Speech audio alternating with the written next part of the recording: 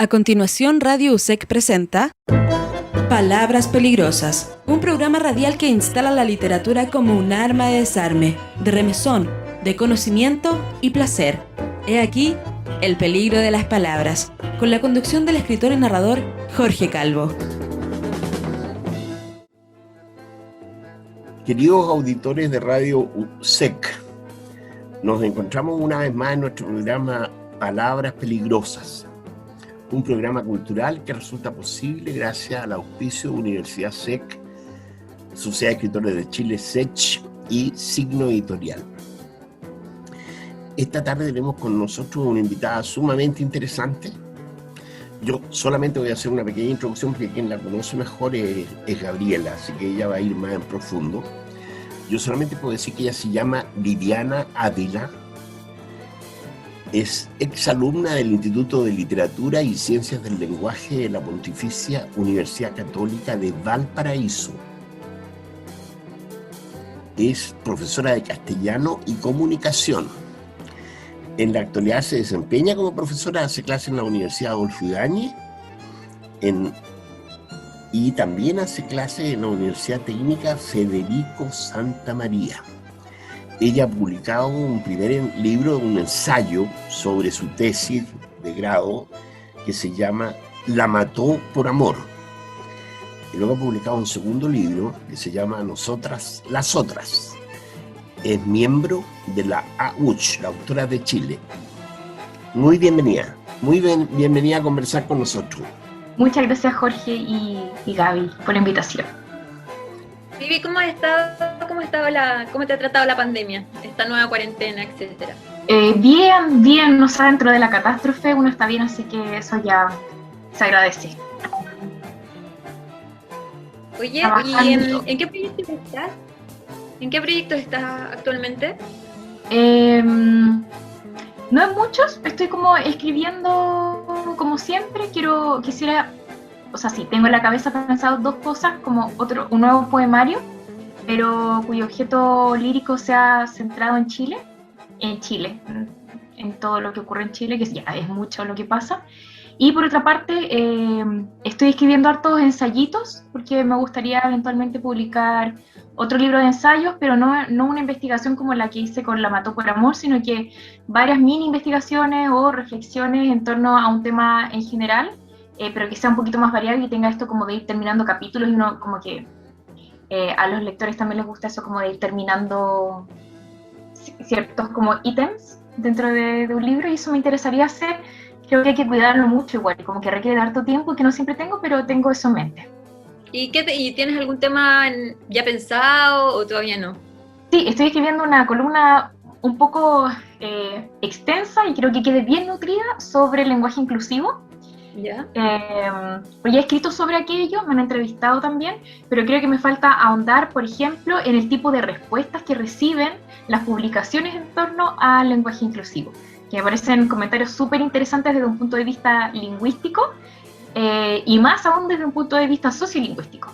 Me interesa mucho conocer cómo las personas están percibiendo ciertas cuestiones metalingüísticas, porque tiene que ver con el lenguaje. Entonces, como la facultad la tenemos todos opinan acerca de ella. Entonces eso me parece súper rico en recursos de análisis. Entonces quiero agregarle esa parte, que todavía no la he hecho, pero ya tengo pensado más o menos cómo va a ir en ese camino. Vivi, y no está en la pauta, pero ¿tú has explorado cómo aplicar el lenguaje inclusivo a la creación de poesía, por ejemplo? No sé, es que no lo he explorado y pensaba de hecho escribir este artículo en lenguaje inclusivo, a ver qué tal me iba, como para expresar en el fondo que no que no hay una falta de desconocimiento de la lengua o como un atrofiamiento de esta cuando hablamos de esta manera. Es como que se entienda esto. Creo que es uno de los prejuicios más grandes que hay en torno al lenguaje inclusivo. Sí, es la mayor crítica. Sí. Como que murió el lenguaje. Sí, se murió. Se atrofió nuestro hermoso español. Jorge, ¿tú le quieres hacer alguna pregunta a Vivi? Claro, yo quiero hacerle varias preguntas, pero yo voy a ir lentamente, a poco, en la medida en que se vaya presentando la oportunidad. A mí más bien me gustaría saber, tengo mucha curiosidad por conocer un poco de cómo se despierta en ti, cómo llegas tú a tener esta preocupación por la literatura, por el lenguaje, por la poesía, por el ensayo? Me pregunto si es algo que te interesó desde pequeña. Me gustaría que nos contaras un poco cómo nace, cómo se despierta en ti esta inquietud. Yo desde chica fui súper curiosa y una niña como muy, como que siempre decían que era muy madura para mi edad porque era muy buena para reflexionar. Eso siempre me caracterizó de niña, yo creo, y escribía mucho, pero en mis diarios de vida. Hacía mucho ese ejercicio. Pero yo toda la vida juré que iba a ser científica y que mi camino era como, yo iba a ser matrona en principio. Yo estudié un bachillerato en ciencias, en el colegio fui bióloga, me fui por el lado biólogo, la biología a mí me apasionaba, el lenguaje también me gustaba mucho, pero me gustaba mucho, la biología me apasionaba mucho, lo que no quiere decir que ahora no me apasionen las letras. Entonces, yo de chica me acuerdo que escribía como dramaturgia, como que con mis amigas hacíamos obras de teatro y yo las escribía y dirigía y protagonizaba. Eh, pero nunca pensé que iba a seguir el camino de la escritura, nunca, nunca. Yo nunca me vi como en lo que estoy haciendo ahora, que soy profesora, jamás me vi como profesora, jamás me vi como escritora, nunca me proyecté de esa manera. Yo me proyectaba de una manera completamente diferente. Siempre pensé que iba a trabajar, de hecho yo quería trabajar en un consultorio, como chiquitito, atendiendo a gente, conociendo a las pacientes, se supone. Era un camino absolutamente diferente, fue un poco de casualidad, un poco de, no sé, de... Al azar, fue como azar. Sí, el azar. Pero parece que te encontraste sin querer queriendo con una vocación tuya, porque a ti te gusta mucho hacer clases, ¿no? Me encanta hacer clases, me encanta. De hecho, ahora no me veo de otra manera. Y en mucho tiempo más, pese a que me agota mucho, es lo que más me apasiona hacer. Es como, la clase me agota un montón, pero al mismo tiempo como que revivo cada vez y voy aprendiendo nuevas maneras, y digo, lo que hoy día hice quedó súper bien, así que lo voy a empezar a repetir para que me resulte de nuevo, y qué sé yo, ese tipo de cosas que uno siempre está como revisando con su desempeño docente. A mí me encanta hacer clases, y claro, me acuerdo de chica haberle enseñado a mis primos siempre, o a mis hermanos. Entonces, por ejemplo, yo le enseñaba matemática a mi hermano o a mis primos que eran más grandes. Entonces, yo siempre le estaba enseñando a todo el mundo. En el colegio, cuando los compañeros no me entendían, iban a mi puesto. Me decían, Viviana, explícame. Y yo me ponía a explicarlo. A veces en los recreos tomaba, no el plumón, tomaba ¿cómo se llama? La tiza. Y escribían en la pizarra y mis compañeros siempre me decían que yo era muy clarita para explicar. Y en el fondo, claro, pues, eso es lo que me dicen mis estudiantes ahora, y claro, fue una habilidad que sin darme cuenta la fui puliendo desde muy chica, desde muy niña. Eres una pedagoga natural. Claro. Y ahora hace clase a nivel universitario, ¿no es cierto? Sí, desde 2017, que me dedico exclusivamente a la pedagogía universitaria. Antes salí de la universidad, trabajé 5 años en un 2x1, pero el público era adolescente y habían clases diurnas. Sí. Y luego en 2016 y 2017 combiné, y en 2016 solamente combiné, en 2017 ya me fui de lleno a la pedagogía en la universidad. Yo me pregunto, una curiosidad que tengo, si tú notas, o cómo notas tú en tu manejo del lenguaje, cuando te enfrentas a esos alumnos, cuando les tienes que explicar o profundizar en conceptos y materias, si ellos entienden directamente bien o necesitan, ¿hay alguna diferencia entre el lenguaje que tú manejas y la forma que expresas y lo que ellos comprenden? ¿O el lenguaje que ellos manejan?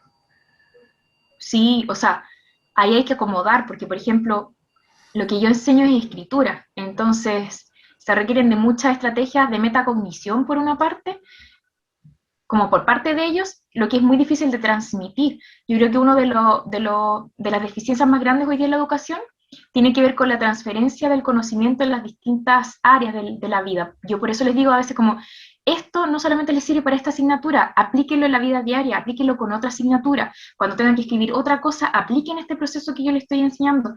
Porque si uno no se los dice explícitamente, ellos no consideran que eso puede ser así. Y cuando uno lo dice, se abre una ventana que ellos podrían eventualmente considerar para su aprendizaje. Entonces, por ejemplo, que ellos se den cuenta que están aprendiendo o no, yo creo que una de las cosas más difíciles también, como de generar en ellos, sobre todo para esta generación en particular de estudiantes, que por una parte me parecen como muy desligados un poco de la literatura en parte, muy acostumbrados a la inmediatez y no a los procesos, y la escritura no es otra cosa que un proceso. Y además una generación con una autoestima muy delicada. Entonces, ellos no ven el error como un lugar donde habitar y donde crecer desde ahí, sino que lo ven casi que como una ofensa, como un ataque ad hominem, prácticamente. Entonces, hay que luchar mucho, o no sé si luchar es la palabra, pero hay que ser súper delicado en ese sentido. Yo siento que eso es lo que más me cuesta transmitirles, que cuando yo le estoy corrigiendo algo, no lo estoy haciendo de pesada ni porque yo sea una mañosa, sino que porque todo se puede mejorar y que como una habilidad es perfectible. Entonces, si no tenemos conciencia de nuestros errores, vamos a quedarnos todo el tiempo cometiendo lo mismo y no avanzando y qué sé yo. Y claro, hay un acomodo del lenguaje, de las maneras también, al mismo tiempo que uno hace un ejercicio metalingüístico de cómo estoy enseñando acerca del lenguaje, si mis palabras son accesibles para el estado o el estadio de desarrollo de su aprendizaje. No es lo mismo enseñar a chicos de primer año de universidad que a los que ya están en cuarto, quinto, que están un poco más maduros. Realmente prefiero esas edades un poco más avanzadas dentro de la educación universitaria, porque tienden a tomarle otro valor a las asignaturas y a su aprendizaje en particular. En cambio, en primer año no quieren bajar las notas que vienen del colegio, es como que creen que es una especie como de continuum. Entonces me toca esa generación a veces un poco de transición entre el colegio y la U, que son mañosas, las generaciones de transición siempre son mañosas. Séptimo y octavo básico, súper difícil de enseñar a esos niños, más fácil enseñar a los de tercero y cuarto. La universidad es más fácil enseñarle también a los más grandes que a los que vienen de la transición. Son periodos como difíciles para ellos también. Me parece muy bien. Mira, yo creo que, de acuerdo a mi experiencia, el error en la escuela. Aprendemos a caminar pegándonos porrazos, digamos. Nadie aprende a caminar sin pegarse un porrazo. ¿Qué piensas tú, Gabriela?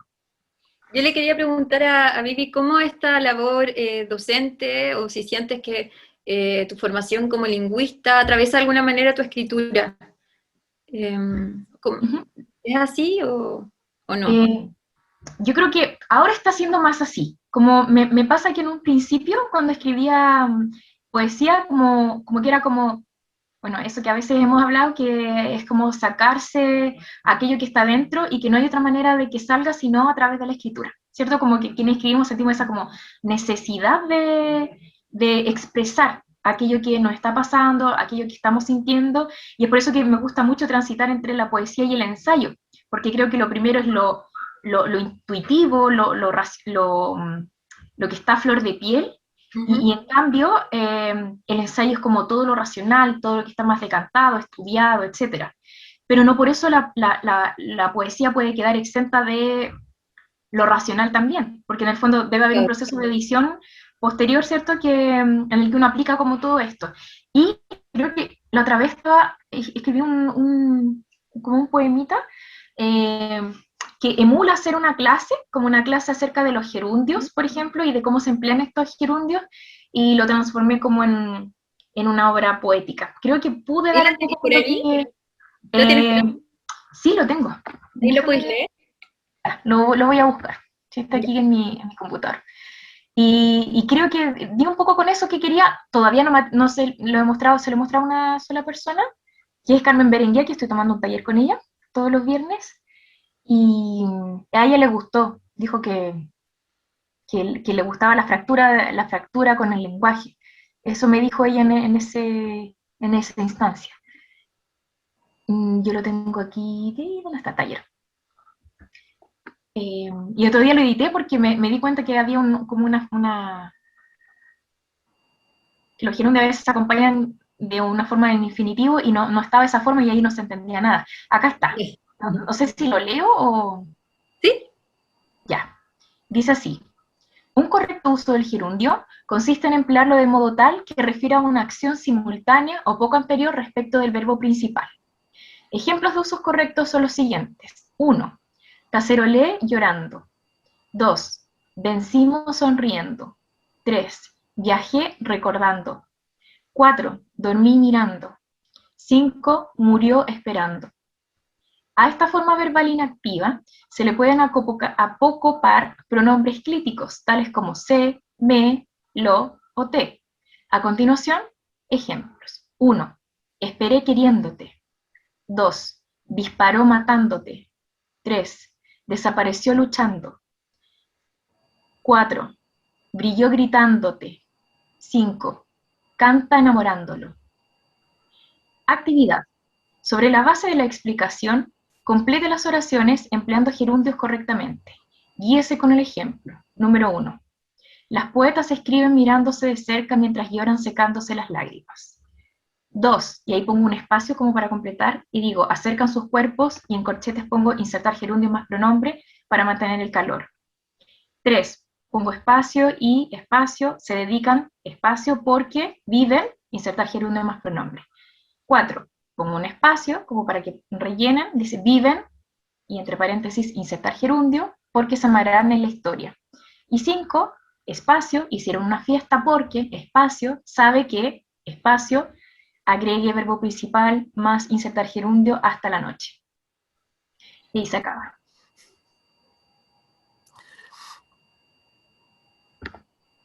Ahí estaba apagada. Me encantó, me gustó mucho. Casi que podría ser un proyecto de libro entero así. Sería muy ¿Cierto? Sí, interesante. está como... se ve más bonito igual como visualmente, porque están como ese espacio, porque juega esto como que fuese una guía de lenguaje, por ejemplo, como Claro, para estudiantes. Entonces como está que buenísimo. yo creo que también como que genera un recurso más expresivo que la mera lectura de este. Sí, total, me encantó. Oye, y si tuvieras que describir tu poesía, ¿podrías hacerlo o podrías, si preguntan, ya, Viviana Ávila Alfaro, ¿qué se puede decir de su poesía? Hoy no sé, me cuesta mucho, pero creo que es más que nada muy visceral, y creo que eso de lo visceral tiene que ver con la personalidad también de una, y con las maneras de amar y de ver el mundo, ¿cierto? Como que evidentemente que nuestra poesía está plagada de eso también. Eh, entonces, claro, generalmente yo toco como dos temas, que es como el amor o el desamor, por una parte, y por otra parte como la injusticia social. Entonces creo que entre esas cosas, que para mí igual la justicia es una manera de amar, entonces como que en el fondo yo diría que es una poesía como bien amorosa, en el sentido en que se busca como la justicia, sea social o sea la justicia también en el amor. Me parece que a veces cuando el amor es correspondido y hermoso es un amor justo, y cuando no podría considerarse quizás como un amor injusto. O sea, una poesía amorosa. Una poesía amorosa. Pero podría ser también una poesía que tiene que ver con la política de los afectos, entonces. Claro, también podría ser, claro, sí, Desde sí. una mirada feminista. Ujú. ¿Y el feminismo, sientes que hace eco en tu poesía o cómo hace eco? Porque tú eres feminista, eres parte de Ouch, también de Colectiva Gacela, que es feminista y además desde la lógica de la ternura. ¿Cómo intercede el feminismo o esta posición activista en tu poesía? Yo creo que ahí sale más cuando, bueno, yo creo que sale en todas partes, cuando escribo sobre el amor como propiamente tal, o de la justicia, porque, por ejemplo, el feminismo interseccional, que es al que nosotros nos escribimos, tiene que ver mucho también con la justicia social, con la equidad, con la búsqueda de justicia. Entonces creo que, claro, como que en el fondo todo puede estar atravesado con el feminismo, incluso la concepción del ser amado, como del ser amoroso y del ser amado también. Como esta concepción como ya puedo quererte mucho, pero también hay límites, hay, hay ciertas cosas que se pueden entregar en la medida en que yo también la esté recibiendo, si no me duele, pero mejor te vas, o mejor me voy, o mejor te quedas y te deseo bien, pero yo ya no voy a estar aquí. Bueno, tú tienes un verso ese como amar es político, amor. Sí, Sí, finalmente es eso. Oye, sí. y una pregunta. Tú tienes muchos seguidores en Instagram. Ya se podría decir que eres una influencer literaria local. ¿Qué sientes que tiene que ver con esa capacidad que tienes tú de como dijiste, abordar emociones, sentimientos, que son cosas que le pasan más o menos a todo el mundo, y además responder a injusticias o acontecimientos que están sucediendo como contingencia, desde una poesía de urgencia. ¿Sientes que tu poesía también podría ser eso, como una poesía muchas veces de urgencia, que tienes la velocidad como para responder a una emoción que la gente no está sabiendo, como en el fondo, fraguar, como que eres una voz por ahí? Claro, yo creo que sí, por ejemplo, hay casos, por ejemplo, que evidentemente ya nos afecta demasiado, como que ya Chile está, no sé, es como ya, mañana qué va a pasar. Como todos los días nos despertamos conociendo noticias a veces terribles y en particular hay unas que uno la tocan como muy hondamente. Por ejemplo, en el caso de cuando Gustavo Gatica quedó ciego, recuerdo que había un ápice de esperanza que uno de sus ojos se salvara, y yo estaba muy pendiente en particular de esa noticia porque es un chico joven, es un estudiante, entonces para mí es como no sé, me hace sentir como, podría ser un estudiante, podría ser mi hermano, o como, no sé, como lo sentí como muy cercano. Y además era un chico que andaba en una protesta y es estudiante de música, entonces como, ¿cómo un ser tan pajarito pudo ser afectado de manera tan cruenta, tan violenta por las fuerzas de la policía? Y ahí me acuerdo que escribí, pero así como de verdad llorando, teniendo mucha, mucha pena, como yo me acuerdo que como con esa noticia lloré mucho, como me tocó demasiado. Entonces, claro, cuando me pasa que tengo una pena muy profunda, o un odio muy profundo también cuando en estas situaciones, como que la letra sirve para canalizar esas penas también. Entonces, por eso es que creo que a veces escribo sobre la base de esa injusticia, porque es como que me sale y me sirve también como para ordenarme la cabeza, como para sacarme también del corazón y de la angustia, esos hechos como muy traumáticos para la memoria de Chile, para la memoria chilena. ¿Sientes que por eso quizá nosotras las otras, que si bien fue escrito antes del estallido social, ya venía, y bueno, se publicó después del estallido, pero se escribió antes, y hay muchas personas que creen que tú lo escribiste durante el estallido, porque hay muchos poemas que responden a cosas que se evidenciaron durante ese momento? Entonces, ¿sientes que por eso tu poesía venía vaticinando cosas? ¿Qué sentiste cuando tu libro respondió también a un momento siendo escrito antes? Sí, sí, eso fue muy como bonito, porque sí, yo creo que hay una cuestión colectiva, o sea, somos, no sé, como que siento que, y ahí uno se aferra también a la idea de que no estamos solos, ¿no? Aunque nos sintamos solos por este sistema que es tan como de la individualidad, etcétera, del exitismo, pero hay una cuestión colectiva, como un fuego colectivo que va pidiendo cosas. Había un pulso, yo recuerdo antes del estallido, había mucho resentimiento, pero como organizado en las calles, era como, me acuerdo que nos íbamos repleto en el metro y la gente decía, claro, y tenemos que seguir pagando este pasaje tan caro, y claro, y pasa esto y pasa lo otro, y los sueldos no suben, qué sé yo. Entonces creo que había como un pulso colectivo que quizás, claro, a mí se me salió en la poesía, pero a otras personas a lo mejor se les salía reclamando en los centros de pago de cuenta o de cosas. Sí, yo creo que por ahí va eso, de lo colectivo, de ese sentir social. ¿Tienes algún poema a mano de eso? Parece que sí, pero tengo aquí el libro. Acá está.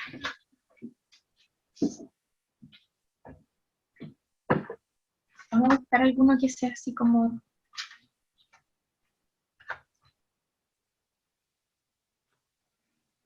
Ya, yo creo que este puede expresar esto que veníamos conversando.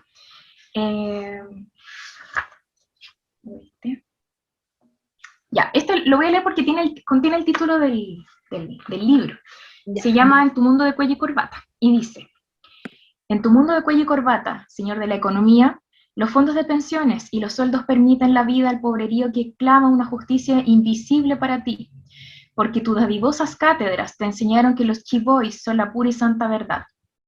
Los adoras como tus dioses paganos, a quienes les pides plata y millones, mientras los árboles mueren, animales mueren, las mujeres mueren, los niños mueren y todos se mueren. En tu mundo paralelo, nosotras no existimos. Ustedes son los unos y nosotras las otras. Las otras siempre las otras. Esa otra lejana, que no siente, que no le duele, que se muera, que deje de reclamar esa otra. Ahí hay uno. Muchas gracias, Vivi. Jorge, ¿quieres hacerle alguna pregunta a Vivi? Pero claro que sí, pues se me ocurren muchas preguntas.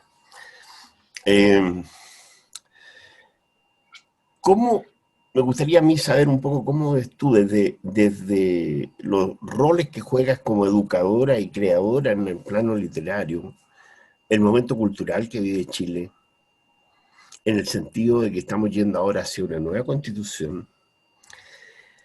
¿Y qué piensas tú, si tú tuvieras que expresar una idea, un pensamiento respecto de lo que la cultura chilena necesita? ¿Cuál sería? ¿Qué sería eso que tú dirías? Yo creo que la cultura chilena lo que necesita es que deje de estar ligada, en primer lugar, como al aspecto de los privilegios sociales, al privilegio de la clase. La cultura no puede estar ligada al privilegio de la clase, ni los hacedores de obras, ni quienes la recepcionan. Entonces, en ese sentido, creo que al desligarse de esa capa social que está en Chile muy atiborrada de esos espacios, creo que hay que dejar la cultura donde pertenece. La cultura no es de una parte de la sociedad que ha ostentado y que ostenta el poder desde siempre, sino que debe ser realmente laica, debe ser totalmente de las personas, del pueblo, por así decirlo. Yo creo que eso le falta a la cultura, como quitarse estas capas, porque estas capas en el fondo lo que hacen es, por una parte, como refrendar que el poder lo tienen algunos, incluso el poder de lo cultural, de acceder al pensamiento, a la crítica, a la reflexión, y por otra parte, creo que al seguirle otorgando importancia a ciertos como estos cánones, como de la religión, por ejemplo, o de la plata, en el fondo lo que ocurre es que el pensamiento se cristaliza en esa órbita, y nos orbitan otros espacios que han estado al margen y que son igualmente pertenecientes a la cultura. Por ejemplo, la cultura disidente no pretende ser cultura, pero lo es de todas maneras, si es que pudiésemos abarcarlo, ¿cierto?, como en un rango muy, muy amplio del término. Entonces, a mí me parece que la cultura debe ser necesariamente, no debe estar ligada a las cúpulas de poder elitistas por una parte, y por otra parte debe ser realmente laica. Yo creo que el país laico que se supone que somos debe serlo ahora ya. No puede estar todavía Dios ni en la creación de las obras, ni en los úteros de las mujeres, ni habitando todas las partes que no queremos que habite porque no corresponde. ¿Tú podrías leer otro poema? ¿Sí? Porque esa es una idea en este programa, difundir la poesía de los invitados. ¿De nosotras las otras o de otro? Lo que tú quieras. Lo que tú quieras, lo que tú consideres oportuno decir ahora.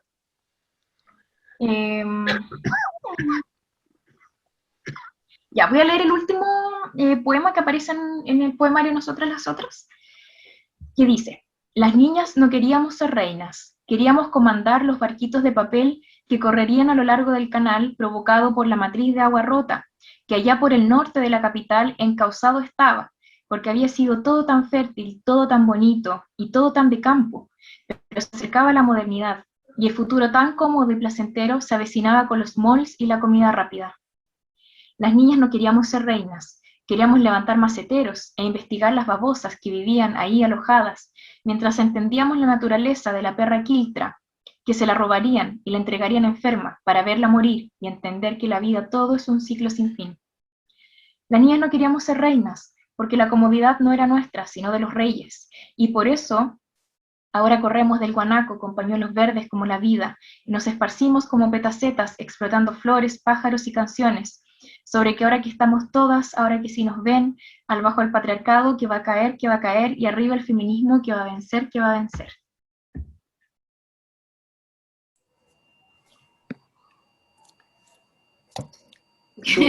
Sigue. Porque quedó sin palabras. No, me parece muy bien. Tú dices que tienes poesía de carácter social o relacionada con los problemas sociales, pero también dice que escribe poesía de amor. Ujú. ¿Tienes algún poema de amor que se pueda mostrar? Sí, ¿Sí? tengo acá. Justo lo estaba preparando. Dice, qué pena que no sea yo quien te mire ojos en flor despertar. Qué pena hueca la opacidad de una habitación ciega ante el espectáculo que es tu amanecer. Esta triste penumbra que tiene tu nombre se llama vacío. Entonces me lanzo a tu estallido de sol para volar con tus luciérnagas. Mm. Ahí Hermoso. no más Qué amoroso. bien. Otro más, yo quiero otro más de amor. ¿Otro más? Ya. Este es como triste igual. Mucho. Dice, tú no quisiste, vida mía, concebir de tu vida un trocito para la mía. Aunque querías, a mí temías. Mejor asentarse, que yo entendería vivir otra vida lejos de la mía. De desamor. De desamor. Oye, No sé. Vivi, ¿Ah? parte de tu poesía es como nosotras las otras, es súper prosaico, escrito en prosa. Ujú. ¿Sientes que ha cambiado tu forma de escribir? ¿Estás escribiendo de otra forma? Creo que lo único que ha cambiado ahora es que como que los reposo mucho más. Antes me entusiasmaba mucho y escribía ya está listo. Y difícilmente volvía a mis poemas, que ahora es algo que hago harto y que los tengo ahí como reposaditos, de repente los vuelvo a leer. Por ejemplo, el que leí delante del gerundio lo encontré un error de nuevo, así que lo voy a corregir en un rato. Eh, eso yo creo que ha cambiado. Y lo que ha cambiado es que siento que antes estaban como atiborrados de harta palabra, de harto recurso, de harto como epíteto, por ejemplo, harta reiteración también. Siento que ahora estoy puliendo más y eso también implica quitarle un poco de la cosa barroca, como a lo mejor una enumeración la borro entera y solamente dejo el principio. Por ejemplo, el último que leí era súper largo y al final me quedé con una estrofa y lo demás lo borré porque dije que no me pasaba nada con eso. Ya, Entonces, eso es lo que ha cambiado, pero sigue siendo prosaico de todas maneras. perfecto. ¿Jorge? Eh, tú has escrito ensayo y tienes interés en escribir más ensayos, y hablaste de escribir una serie de ensayos breves. ¿Tu temática en los ensayos es similar a esta? ¿Es lo mismo? ¿O hay otra temática? ¿Aparecen otros temas en el ensayo? Ujú. Ya, mis temáticas giran un poco más en torno a mi profesión y a lo que estudié, que tiene que ver con la lingüística. Entonces ahí siempre he escrito, ya, por ejemplo, lo que estaba hablando delante sobre el lenguaje inclusivo, pero de una perspectiva también lingüística. Eh, he escrito, por ejemplo, pero a eso me falta ahondar también, por eso es que no he publicado nada, porque siento que a todo le falta nutrirse.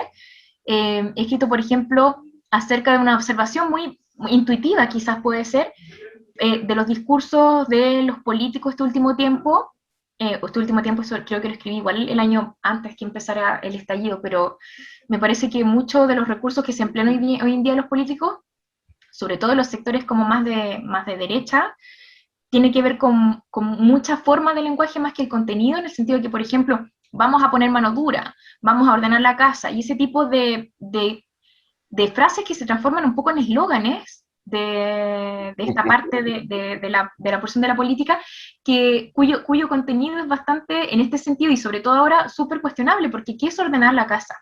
Si ordenar la casa implica que Chile es una metáfora, Chile es una casa, por lo tanto yo echo a los extranjeros porque no corresponden a mi casa, son extranjeros que se vayan a sus casas, a sus países, y como tengo que ordenar la casa, a lo mejor tengo que aplicar alguna estrategia de poder un poco dictatorial con tal de tener la casa limpia y ordenada.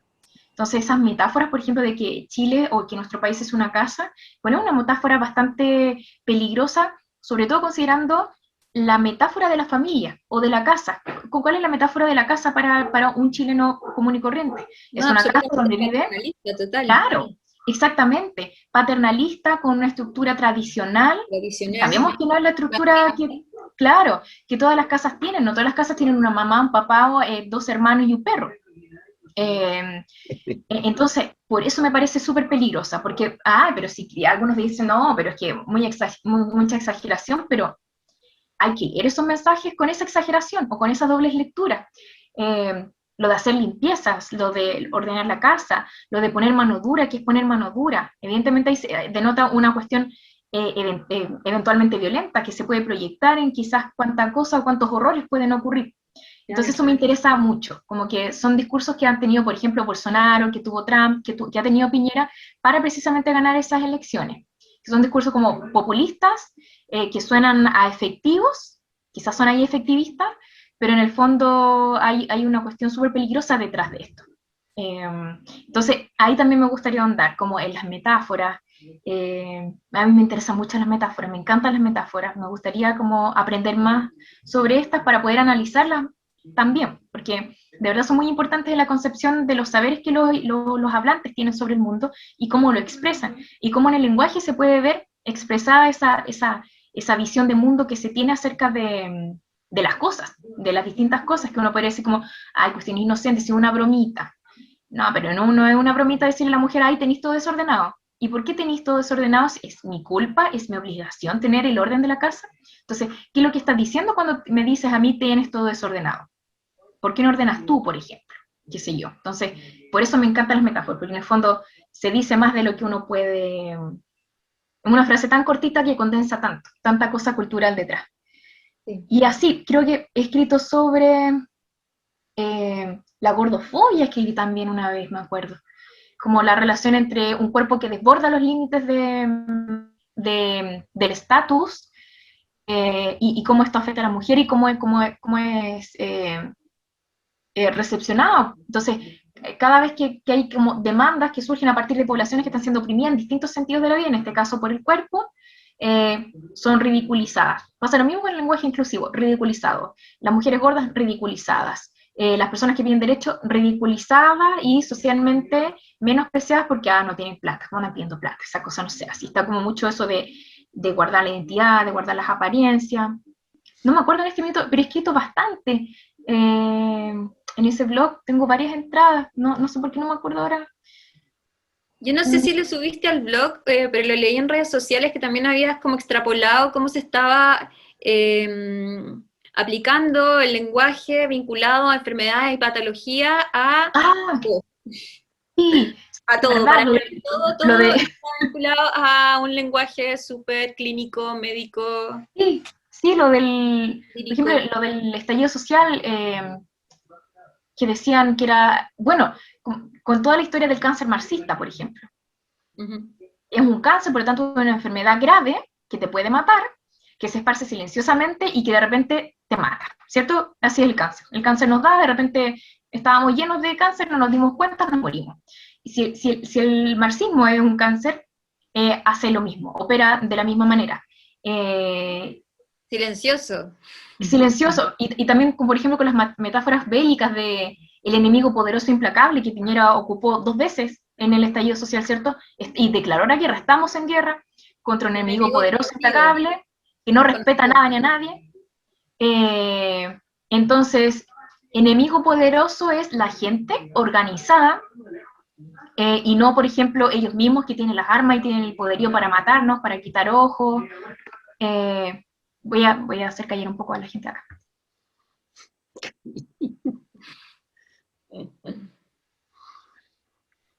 Y ahora sí. Entonces eso, por eso es que me encanta la metáfora. Y en ese tiempo, gracias Gaby por recordármelo, estaba leyendo a Susan Sontag y su ensayo de la enfermedad y las metáforas, donde se refiere al tema del cáncer, porque lo escribió cuando a ella le dio cáncer, y se refería a la historia como por ejemplo de la tuberculosis y la sífilis, y las consideraciones sociales que habían en torno a esa enfermedad, que es muy, muy chistoso incluso porque la tuberculosis para uno era como elegante, porque te ponías compungido, pálido, como un poeta. En cambio la sífilis estaba relacionada con las relaciones sexuales, entonces era una persona sucia, que había tenido relaciones sexuales quizás con cuantas personas, asociada como a la promiscuidad y a valores socialmente poco aceptados o no aceptados simplemente. Entonces eso en el fondo lo que me da mucha curiosidad es como saber las consideraciones sociales que giran en torno a un uso lingüístico de esa metáfora para referirse a ciertos como mundillos. O generar ciertos mundillos. O generar ciertos mundillos. Sí, en ese sentido pareciera dar la impresión de que el lenguaje se usa también como un instrumento de dominación. Tiene que ver con cuestiones que son muy subliminales, tiene que ver con conceptos que están instalados en el inconsciente colectivo. Todo ese discurso que dice, ya, desde ahora para adelante aquí en esta casa se van a portar bien, ¿ah? Porque si no me enojo, porque si no castigo. En el fondo es una amenaza, ¿te fijas? Entonces el lenguaje a veces se enmascara, actúa enmascarado para usarse como un instrumento de represión, digamos.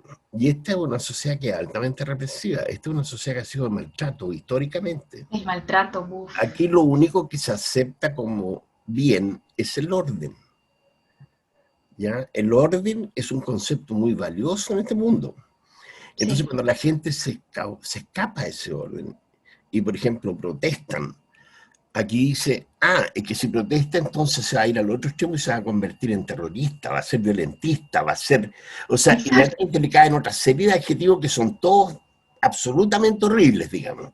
Nadie quiere estar encasillado en esos extremos, que se refieran a ellos de esa manera, porque inmediatamente les quitan importancia al motivo por el que están protestando. Desaparece el motivo de la protesta y desvía pasa el a primer foco. plano la mala conducta que tienen. Se pone el acento ahí, ¿te fijas? ¿Cómo se reduce a la forma? Y eso lo han hecho en este país históricamente. Tú puedes ir a cualquier década que quieras del siglo pasado y vas a encontrar en Chile una serie de ejemplos de cómo ha sido reprimida la gente que ha buscado precisamente pedir algún tipo de justicia.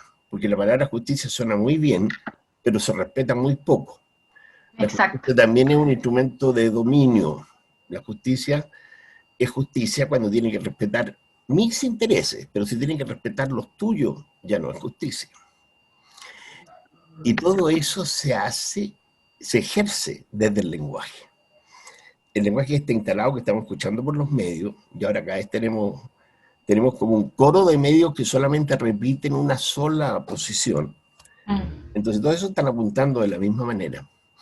Ahora, en ese sentido, aparece un poco como subversivo el lenguaje de la poesía. Cuando el lenguaje de la poesía se insurrecciona, va en contra de todos estos valores establecidos, y la poesía se vuelve en sí subversiva, digamos. Va a ser subversiva porque está nombrando las cosas como son, no como se deberían nombrar según el sistema. Claro. ¿Ya? Entonces, por eso la poesía tiene de pronto un rol tan dinámico, dinamizante y motivador y movilizador de gente. Así es Sí, que, claro, sí, súper de acuerdo. En sí, ese sentido, según lo que dice Jorge, ¿qué conceptos te gustaría o piensas tú que se podrían ir instalando desde la poesía o te interesa instalar desde tu poesía? Como eso que falta, eso que no está en los discursos públicos, que debiese aparecer en nuestra Ay, a mí conversación. lo que me gusta mucho, o sea, que me gustaría también, es como lo que tiene que ver con el sarcasmo, como decir una cosa, pero en verdad no estoy diciendo esto, estoy diciendo otra cosa, que creo que también es un valor que tiene la poesía. No sé si, o sea, es difícil de lograr encuentro, pero eso me gustaría. Ahora, no sé si instalar algo, no me había pasado por la cabeza eh, nada acerca de ello, pero creo que eso me gustaría como jugar con el lenguaje, poder fracturarlo un poco, que el lenguaje es tan rico que se puede hacer tanto con su uso, basta un sentimiento y una palabra quebrada y ya tenemos una poesía súper interesante, súper rica en recursos, una poesía que te toque, no sé. Además que me gusta escribir claro, jamás empleo palabras demasiado eh, particulares o desconocidas, porque me gusta también que la poesía tenga eso de llegarle a cualquiera, ojalá, como que salga de donde está un poco. Creo que en el colegio tampoco se enseña mucha poesía, y lo que se enseña a veces uno ni siquiera lo entiende, no te toca, no te llega, no la hueles. En cambio, creo que cuando el lenguaje se expresa de una manera más simple y no por ello menos compleja, creo que se está cumpliendo con un fin último de la poesía, que es como lo que decía Jorge, decir lo que no se puede decir dentro de la norma, aprovecharse de ese recurso estético, artístico y político de expresión del hoy. Perfecto. ¿Y qué estás leyendo? Pues, ¿qué autores, autoras? Estoy leyendo Mira, leí un tipo de narrativa que no estaba acostumbrada, leía la Mariana Enríquez. ¿Ya? ¿Cómo se llama esta novela? Hoy, perdón, una de las novelas que más me ha gustado el último tiempo y no me acuerdo su nombre, lo tengo acá. Eh, Nuestra parte de la noche. Ah, ya. Nuestra parte de la noche me encantó, la encontré una novela pero genial. Hay fantasía, hay mucho miedo, hay miedo, o sea, hay cuestiones que daban miedo y que yo decía como, uff, esto me está dando miedo porque esto se volvió esto en algún minuto, porque yo no la conocía, no me acerqué a ella googleándolo ni nada, sino que me recomendaron el libro, lo leí y de repente apareció la fantasía y el terror. Y me gustó un montón eso. Y también estoy leyendo mucho a la Lina Meruane, leí Sangre en el Ojo, lo terminé hace poquito. Había leído Sistema Nervioso en el verano. Como siempre mantengo leyendo poesía. Y leí también, ahora estoy leyendo las cartas de Gabriela a Doris Dana. Esa edición que salió hace poquito, la estoy leyendo ahora y me está gustando mucho. Se llama Doris Vida Mía. Y también leí, ay, que es súper miscelánea la lectura igual, como ensayos, poesía y narrativa, bueno, casi todo. Eh, Leí ese ensayo que se llama El fin del amor, de Tamara Tenenbaum, que me encantó, me explotó la cabeza. Me recomendaron leer Caliente de Luna Miguel. Me gustó, pero no tanto como lo de la Tamara Tenenbaum. Creo que le falta un poco de rigurosidad en ciertas cosas, en ciertos aspectos. Creo que está bien emplear la autobiografía, no voy a juzgar eso, que es muy también de la escritura de las mujeres. Encuentro que ellas están como metiéndose a sí mismas dentro de su obra, que me parece bien, creo que es un recurso muy de lo femenino. Eh, pero de repente me faltaba un poco como de rigurosidad, no sé si estoy Sí. siendo muy pesada, pero en cambio la Tamara Tenenbaum aplicaba el dato histórico, decía según esta autora esto. Luna Miguel también lo hace, pero creo que exacerba mucho lo de la autobiografía, Ya. en momentos que me parecen Ya. poco propicios dentro de la obra. Que no nutren la obra. Claro, de repente están de más. Ya. Oye, y si tuvieras que recomendar a quién seguirle la pista. Uy, a mujeres. Ya. Mujeres. Es como para mí de verdad que es hora de leer a mujeres, lo que evidentemente no niega leer a hombres, pero pongámosle el ojo a las mujeres que hemos estado escribiendo mucho tiempo. Bueno, yo siempre estoy leyendo poesía de Audre Lorde. Ya. No, tenía poesía, estoy leyendo su poesía. Eh, Estoy leyendo Susan Sontag, tengo mi Kindle acá, entonces me funciona como un recuerda memoria. Estoy leyendo Ante el dolor de los demás, de Susan Sontag, que también trata el tema de la metáfora, pero en cuanto al tratamiento del dolor, como del dolor del otro, de las guerras, como a veces dicen, lo mismo que pasa hoy día con el coronavirus. Hoy día hubo 100 muertos. Ah, claro, todos los días hay un reporte y ese reporte es rutina, eh, pero nos hace olvidar que esas 100 personas son 100 cuerpos, son 100 familias afectadas, son 100 dolores que están acumulándose y la semana ya no son 100, son 500 de lunes a viernes y el sábado la gente a lo mejor como que se muere menos y después aparece en un reporte el día lunes, entonces hay un dolor detrás de esas situaciones que no está siendo tomado en cuenta. Que son 100 Y familias diarias que les cambió la vida para siempre. para siempre, exactamente. Entonces, eso, me gusta mucho Susan Sontag porque me vuela la cabeza todo el tiempo, como que me hace pensar cosas que yo sola no hubiese llegado a esas conclusiones. Bueno, por siempre, Pizarnik, Leida Vilariño, que me la leo como una y otra vez, aunque haya terminado su libro. Estaba leyendo a Williams, Carlos Williams, también me lo recomendaron y me pareció súper bien. Me compré un libro de Chomsky que todavía no he leído. ¿Quién domina el mundo se llama? ¿Qué más? Eso que estoy leyendo últimamente. Genial. Súper ¿Y tú, interesante. Jorge? Oye, Vivi, desgraciadamente la hora vuela. Nos vamos acercando al final. Entonces yo te quisiera pedir, primero contarte que ha sido muy grato tenerte aquí. Te agradecemos que hayas aceptado esta conversación con nosotros. Y yo te quisiera pedir que por favor leyeras un último poema, que te despidieras leyendo un poema y después dijeras lo que a ti te parezca.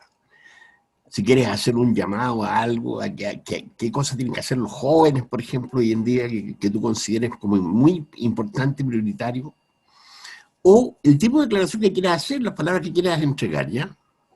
Bueno, muchas gracias Jorge, muchas gracias Gaby por la entrevista de hoy, lo he pasado muy bien. Ya, este poema lo escribí cuando encontraron a Ámbar. Bueno, dice así. Un cuerpo sin vida se encuentra a sí mismo para mostrarse ahora inerte, como diciendo aquí estoy, por fin dieron conmigo. No hay rastro de sus pasos vivos, pareciera haberlo decidido deliberadamente. Dicen un cuerpo fue hallado sin vida, porque si la hay no dicen un cuerpo fue hallado con vida. Dicen que salió de fiestas, o que se fue con un hombre, o que solo se quería divertir. Si total, girls just wanna have fun. Un cuerpo sin vida ha sido hallado entero, que es mejor que hallarlo en partes y agrandar el hoyo de una herida infinita. Un cuerpo muerto quería amar, I just want love, canta. Aunque ya nadie lo puede escuchar, porque si han de oírlo, es porque pena, y todos le temen a la penuria del cuerpo que no descansa en paz. Ahí se terminó. Bueno, quisiera reiterar mis agradecimientos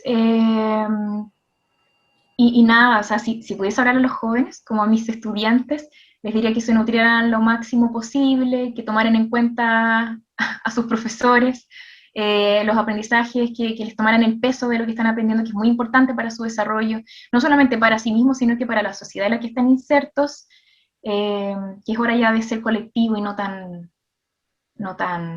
individual, aunque no hay que negar la individualidad, sobre todo las mujeres que hemos estado veladas y escondidas durante mucho tiempo. Eso sí. Y a las mujeres que escriban, si quieren escribir, que escriban. A veces me escriben niñas y me dicen como, oye, dame consejo para escribir, y es como, no hay consejo para escribir, que escriban y que ellas encuentren su camino y que vayan puliéndose y siendo críticas, pero también compasivas consigo mismas. Perfecto. Por favor, muchas gracias, Vivi. Gracias a ustedes. Que te vaya muy bien. Igual que estén muy bien. Chao. Gabriela, ¿tú quieres decir algo más? ¿Agregar algo? ¿Ah?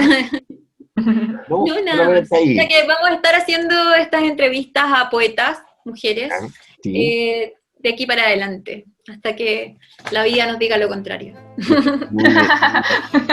Me parece excelente. Yo quiero invitar a nuestros auditores a continuar escuchándonos, a continuar oyendo Palabras Peligrosas y hacerse partícipes de esto como un proceso de diálogo, de conversación. Se están emitiendo acá muchas ideas, conceptos que pueden, y esperamos que así lo hagan, estimular el esfuerzo de ustedes por escribir, crear, expresarse creativamente, buscarse a sí mismos en el lenguaje, inventar un lenguaje. Estamos saturados de un lenguaje que está muy gastado. Tenemos que tener la capacidad de crear todo de nuevo. Palabras Peligrosas está llegando a su término por ahora. Estamos sobre la hora y muchas gracias. Que tengan un buen día. Chao. Chao.